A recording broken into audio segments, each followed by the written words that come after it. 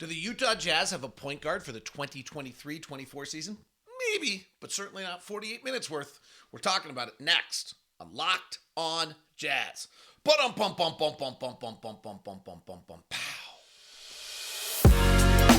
You are Locked On Jazz, your daily podcast on the Utah Jazz. Part of the Locked On Podcast Network, your team every day. How are you? I'm David Locke, radio voice of the Utah Jazz, and today we look at the Utah Jazz point guard situation. Do they have 48 minutes of point guard? No. What are the options, and what can they do? This might determine 26 wins, 36 wins, or 46 wins more than anything else out there. We'll look at that. Plus, we'll go back to our NBA draft numbers and let you decide. Here are who the athletes have been over the last 4 seasons. Here who are the athletes are for this season, and those who are in the danger zone as well. Then we'll do late game watch on the Warriors, Sacramento, touch on the Denver, Minnesota a tiny bit last night as well, and then play our lottery. It's all coming up on today's edition of Locked On Jazz, your daily podcast on the Utah Jazz, giving you insight, expertise, super amount of geeky numbers, and hopefully making it way better to be a Jazz fan each and every day. Thank you so much for making Locked On Jazz our first listen. And to the everydayers out there, thank you so much for being a part of this each and every day, staying with us in the off season and being a part of it. We are free and we are available on all podcasting apps.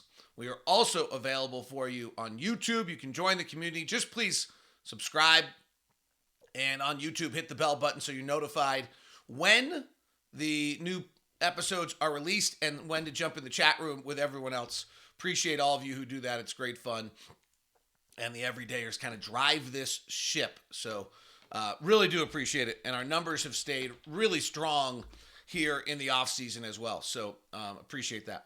I mean, we're down from last year when we were still in the playoffs and going, but not bad. Really, actually, in a lot of ways, a lot of the numbers are really, really great. So appreciate it. And thanks for Fishy Ishi, who said on the 5-star review, his intro to the show says it all the geeky numbers and a deeper look into the stats you'll show. Doesn't matter if you're a Jazz fan or not. You'll learn something every time you tune in. I listen most days and watch on YouTube at least once a week. Thank you very much. Appreciate that 5-star review over on iTunes or on Spotify. It's greatly appreciated. All right, let's get to it right away. Wow. Some of our guys had a tough weekend this weekend. That's worth noting. Vanderbilt and Beasley don't score. Donovan goes 1 for, I think, 9 in the second half. Rudy, I thought, struggled late in that game against Minnesota. Mike Conley and Nickeil Alexander-Walker saved the day. Grayson's actually only a 1-year Jazz guy, but he's playing great for Milwaukee. So, just want to throw that out there. We'll dig into it a little bit more in a bit. So, today's show, by the way, brought to you by Prize Picks. First-time users receive 100% instant deposit match up to $100 with promo code Locked On. That's Prize Picks, promo code Locked On. Do the Jazz have a point guard for next year on the roster? And the answer to that is yes. But do they have their starting point guard? And do they have 48 minutes of point guards? I think the answer to that might be no. Now, I think they could start Talen Horton-Tucker again, and they could start Chris Dunn if they wanted to. And I don't think either is catastrophic. But if you're trying, depending where we are and what we're trying to do, whether it's 26 wins, 46 wins, or 36 wins, it's kind of the 3 numbers we've been bouncing about. I don't know. I think this position might actually determine this more than anyone out there.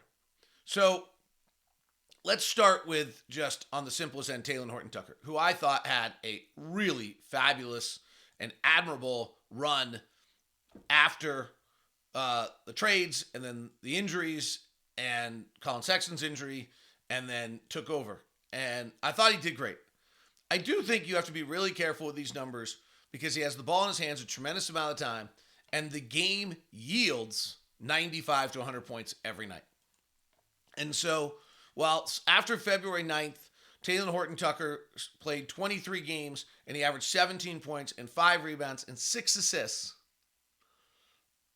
That's great. And I thought he was, at 22 years old, there's so much upside, and I thought he was tremendous. But I also think you have to realize, he had the ball in his hands a tremendous amount. He is also has the right to opt out of his contract, and I think probably should, because I'm not sure there'll be another stretch in his NBA career where for 25 games he gets to play 30 minutes, average 17 points, 5 rebounds, and 6 assists, and I think he has a real opportunity to make himself a lot of money, and then we have to decide whether we want to re-sign him or not. So I think there's a real chance Taylor Horton-Tucker's not back, and I think he's propelled his career in a really great way.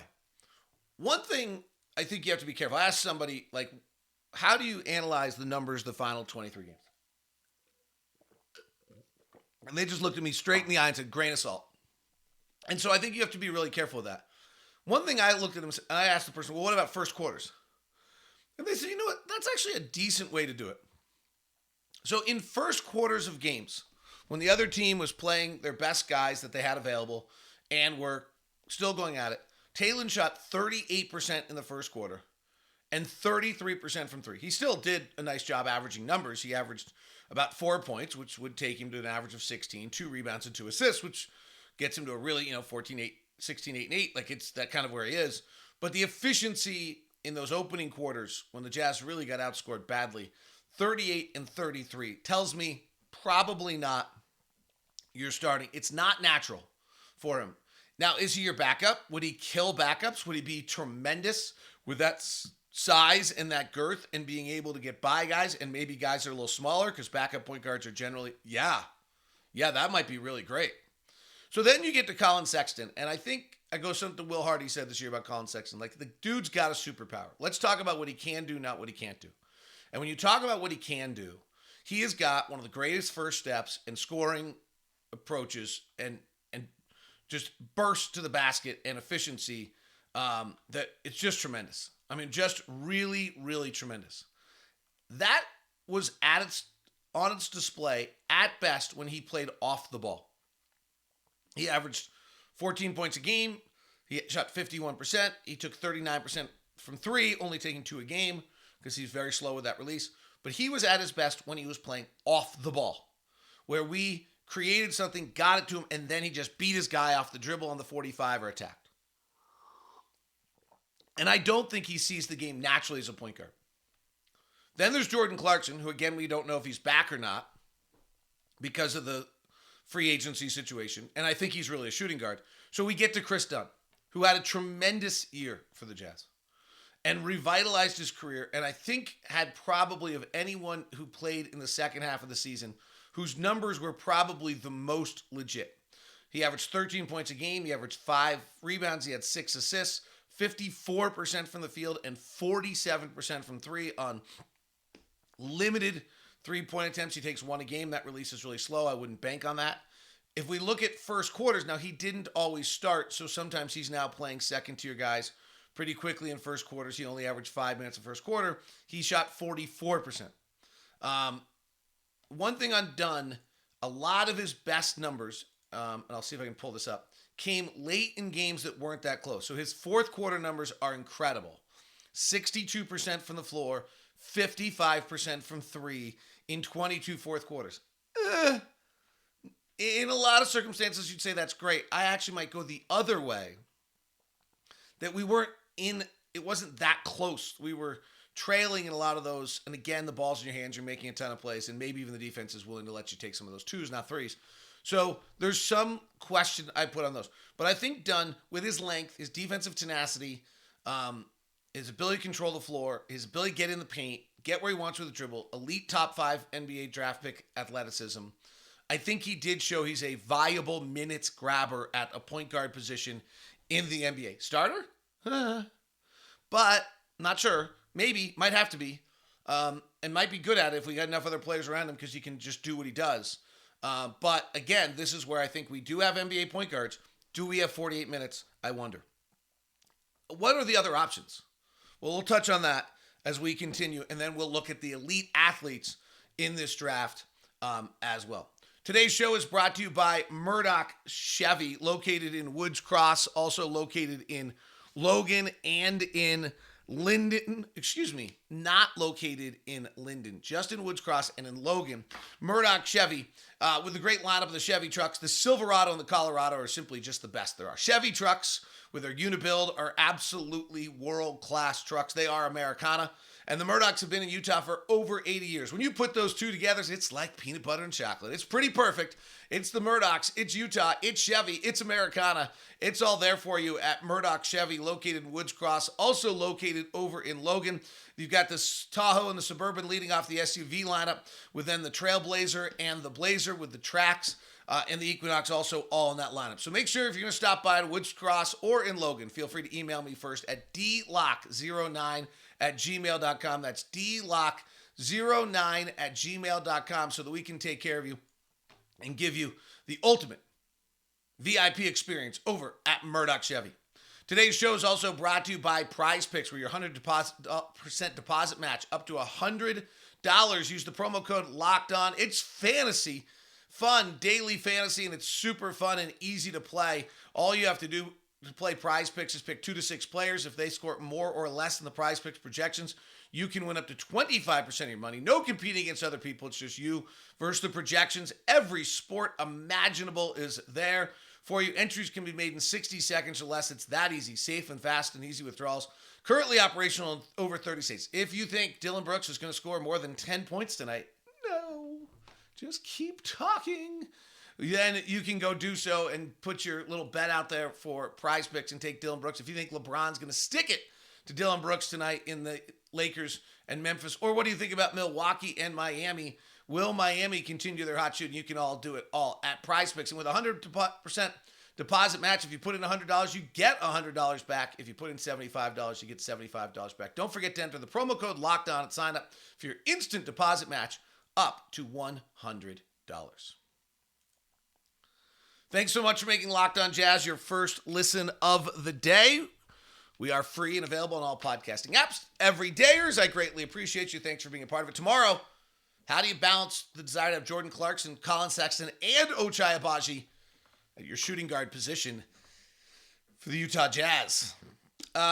So here are the free agents that might be available at point guard.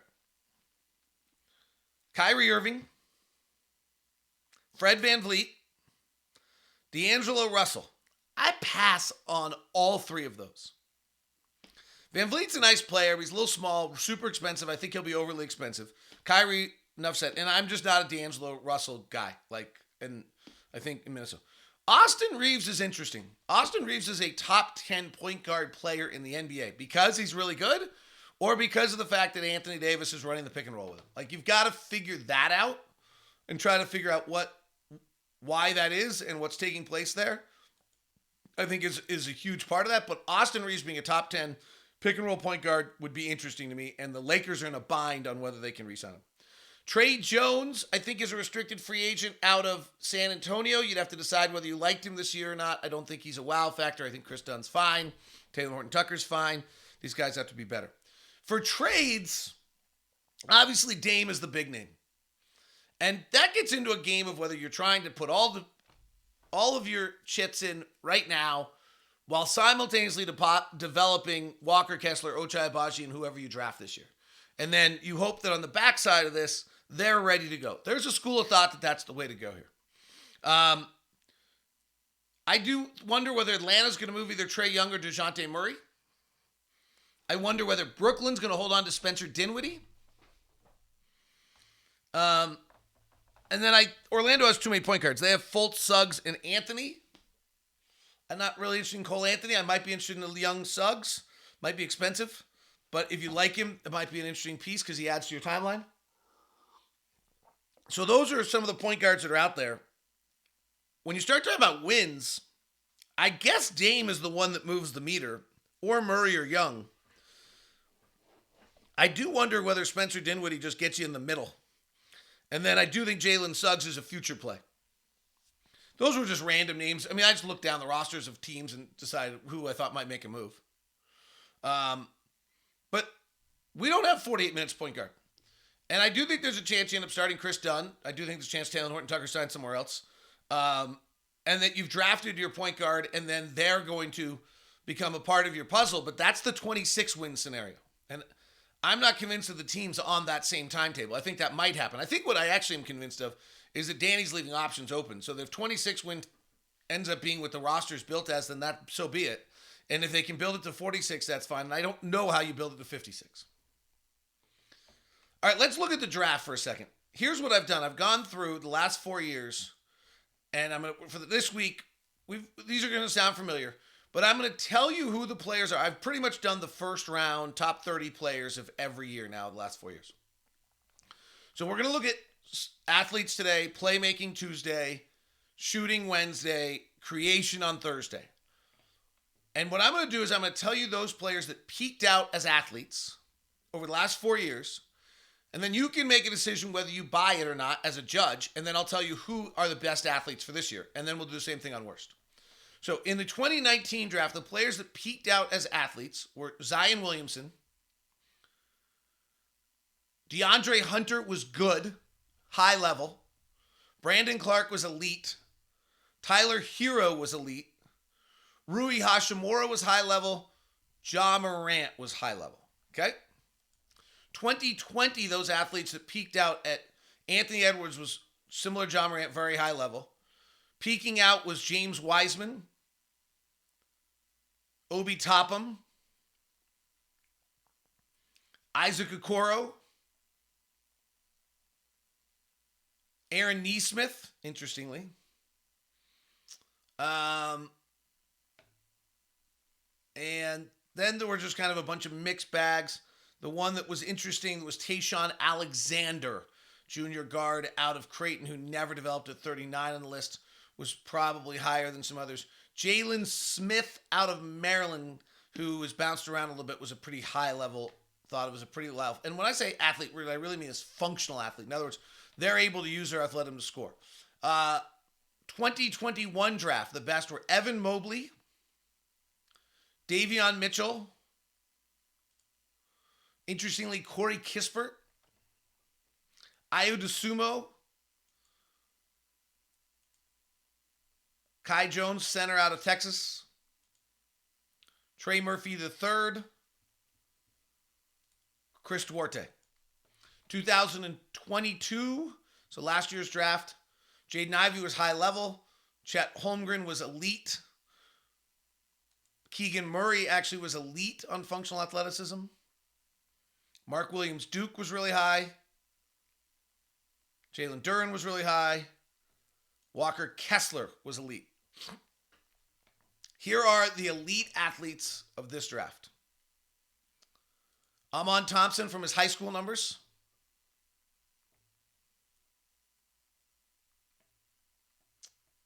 Kobe Buffkin, sophomore shooting guard out of Michigan. It was interesting. I was listening to NBA Draft Big Board, and Richard Saman moved him up into the lottery. Amari Bailey, freshman shooting guard, UCLA, very high level.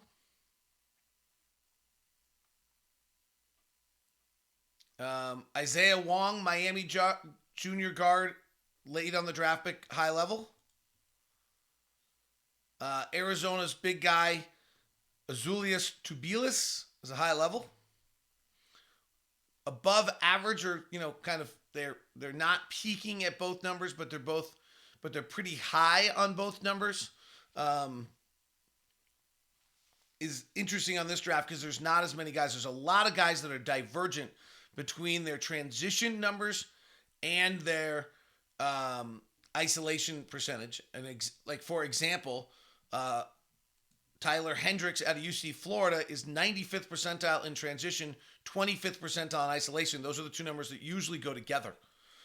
Jed Howard's lukewarm above average would be the other one. And Julian Strother has no isolation numbers, but his other numbers are good. So those are the good athletes for this draft. Okay.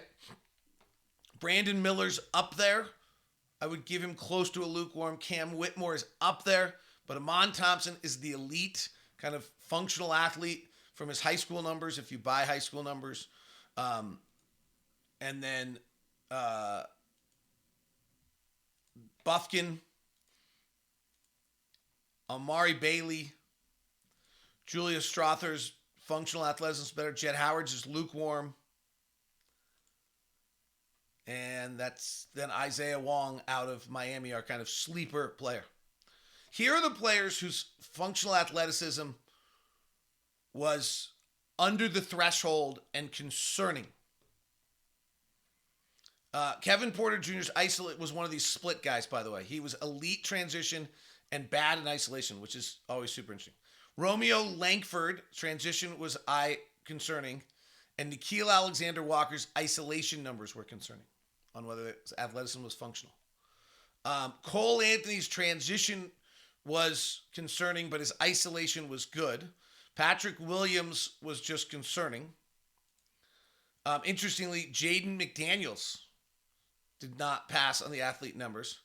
And then a guy who didn't ever really get a chance in Cassius Winston. Keon Johnson was an early pick of the Clippers. He's now in Portland, has not panned out.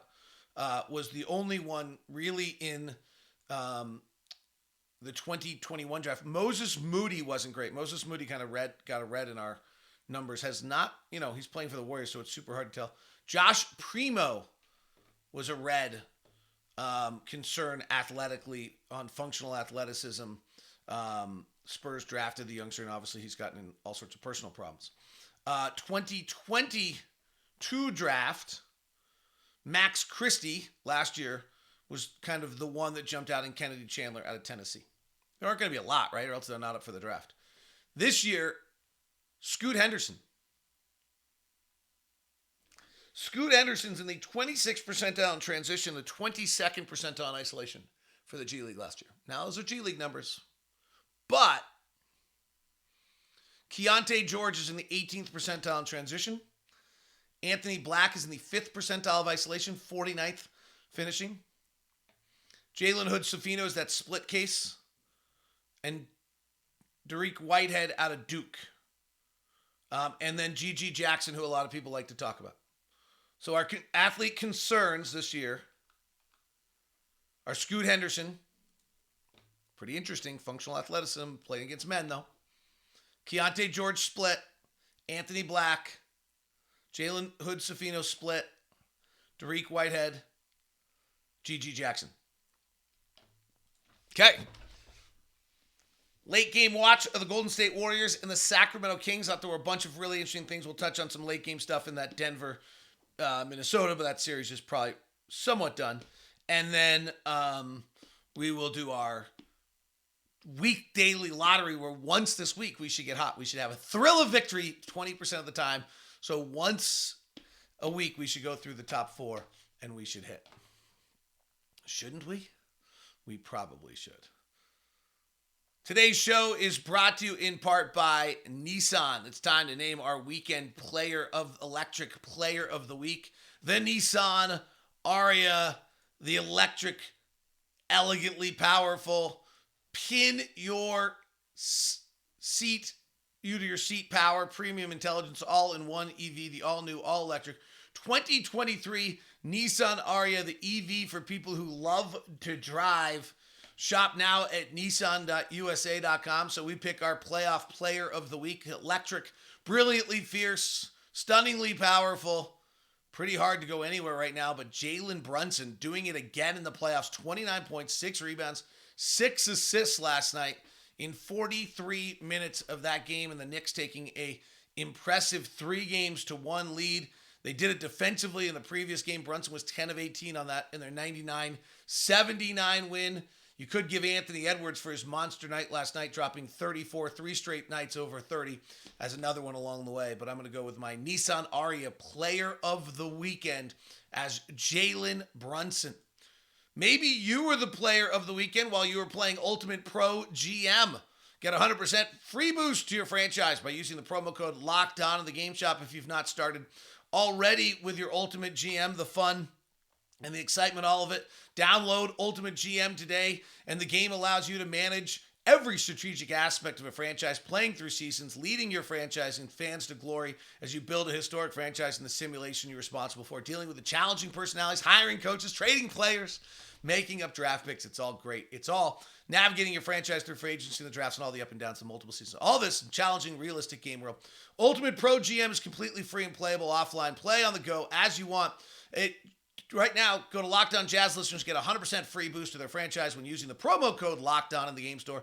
So make sure you check it out. To download the game, go visit probasketballgm.com. Scan the code. Look it up on the App Store. That's probasketball.com. Ultimate GM. Start your dynasty today. Thanks so much for making Locked On Jazz your first listen of the day, and thanks to all the everydayers. Hey, if you're a football fan, we put out our ultimate mock draft. It is a binge listen, 6 episodes, take you through the whole 30 whatever picks of the first round of the NFL draft. It's also up on YouTube, and it's actually a great TV show. So if you get a chance, please check that out. I think you'll really enjoy it. All right, the best series going on is Sacramento Golden State. I mentioned this earlier. I do think Sacramento's discovered something on empty corner pick and rolls. On the shifting of the Warriors has a hard time getting there. Warriors are really interesting right now. Boy, do they run beautiful stuff. But they are not getting anything out of their ISO game. In fact, their ISO game is bad. They're not getting anything out of their top of the key action at all, which is pretty interesting to watch take place in a series. They just don't have that kind of versatility. Now, to the credit of Steve Kerr, they flip out of it and they run some brilliant stuff. And Draymond was superhuman in that game. But they got Curry free on a pick and roll at the top, which I thought was brilliant. So they set up a pick and roll at the top with Looney. Curry and Looney are going to run a pick and roll. And Doris kind of loses her mind that Fox loses Curry on this. And Curry starts off, looks like he's going to start off a Looney pick. And Fox, just as Fox jumps to anticipate it, Curry swings it to the wing. This is a play I could totally see Will Hardy adding to our. Swings to the wing. And then immediately to Poole, who immediately gives it back to Curry. So Curry's past it and then comes right at Poole for the ball and gets it back. And because the pick and roll would have gone left, Fox has jumped left, Curry passes right. Fox is now too far detached from him. Curry gets the 3.